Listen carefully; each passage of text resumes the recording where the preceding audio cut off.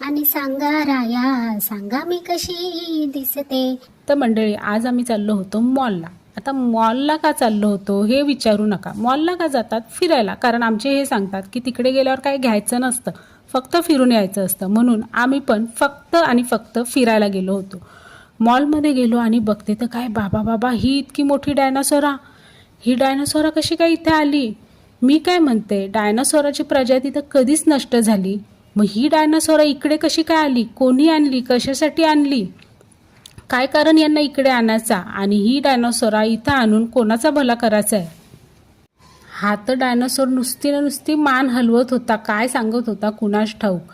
नुसती मान हलवत होता. बोललो का एक फोटो तरी काढू चला. आणि फोटो काढायला गेल्याबरोबर यांनी मान हलवायचीच बंद केली. याला फोटो काढायचा होता वाटतं.